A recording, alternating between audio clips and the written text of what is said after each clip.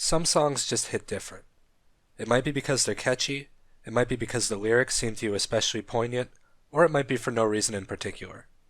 But for whatever reason, some songs just stick in your mind, and if you're bored and want to test the drawing capabilities on your tablet, you make a video about them.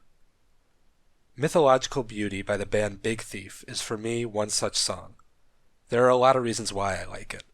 It's got a really steady, low-key set of instrumentals that give the vocals a nice backing, the songwriting is interesting, the song's subject is novel, and the vocal performance itself is really quite beautiful. And beyond that, there's just some unquantifiable aspect of it that really gets me. What I mean by saying that the song's subject is novel is that it's about a relationship between a mother and daughter. Obviously there are other songs about mother-daughter relationships out there, but compared to the number of songs about fathers and sons, or siblings, or God forbid relationships, the well is relatively untapped. And beyond that, there's a really authentic balancing act to it. Because on the one hand, as it becomes clear throughout the song's vocals, the mother in the song isn't by any means perfect.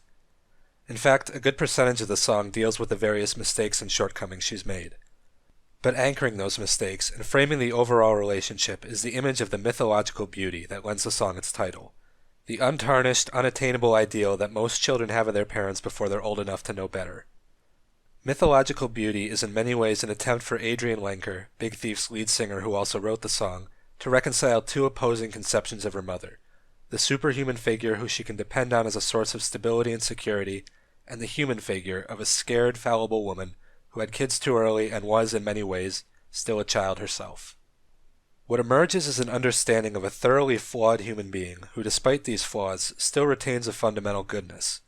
It's a deepening and a maturation of a relationship that transitions from childlike idealization to adult understanding. The meat and potatoes of the song revolves around two incidents that each occupy a verse. The first occurred before Adrian was born, when her mother got pregnant as a teenager. The language she uses here is pretty blunt. 17, you took his cum, and you gave birth to your first life. It would have been entirely possible to use less jarring language, and in fact, if you watch Big Thief performing Mythological Beauty on places where censorship is a thing, they instead use the line, 17, you took him home, which gets the same message across but euphemistically. Again, you can see this as a larger juxtaposition between the idealized conception of her mother and her mother in reality. The cleaned-up fairy tale version of the story would have had her take him home. The warts and all story has her take his cum. The trade-off to this decision is that the next line, describing how her mother put up her son for adoption, has more emotional weight behind it. If this was a cleaned-up, bloodless version of the story, giving up her son would have just been another thing that happened. But because the situation is presented as a confused, accidental crisis, you really feel the agony of the decision and the sacrifice of giving up the kid in the hopes that he'd live a better life. That sense of despair, by the way, is reinforced by the loud, almost yelling way that Adrian delivers the line.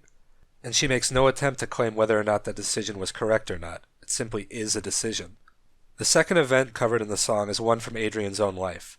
At the age of 5, she was impaled by a railroad spike that fell out of a treehouse in her yard. If you watch the music video for the song, or just watch Big Thief perform in general, you can actually see the scar from the accident throughout. The really interesting thing about the retelling of the story is that even though the event happened to Adrian, we don't hear it from her perspective. We don't learn how she felt or get a sense of what she went through. We instead remain with her mother's point of view and get a sense of how it affected her. That in itself speaks to the incredible level of empathy that permeates the song's lyrics. It would be totally understandable, and in fact expected, for Adrian to relive an intensely affecting event like that, and write about what it meant to her. But instead her concern and preoccupation is with how it affected someone else. It's a reflection of getting older herself. Instead of seeing her mother as something outside herself and her experiences, she now implicitly identifies with her. The chorus reinforces the vulnerability that Adrian as an adult recognizes in her mother, and her deep internal issues that are nevertheless informed by a desire to do the right thing. It's an echo of empathy and understanding that shows that she accepts and loves her mother despite the underlying trauma of her life's events. And we end the song with a final juxtaposition, her mother walking the floor and saying goodnight to her children, then the question of whether she herself leaves her light on, as if she herself were a child.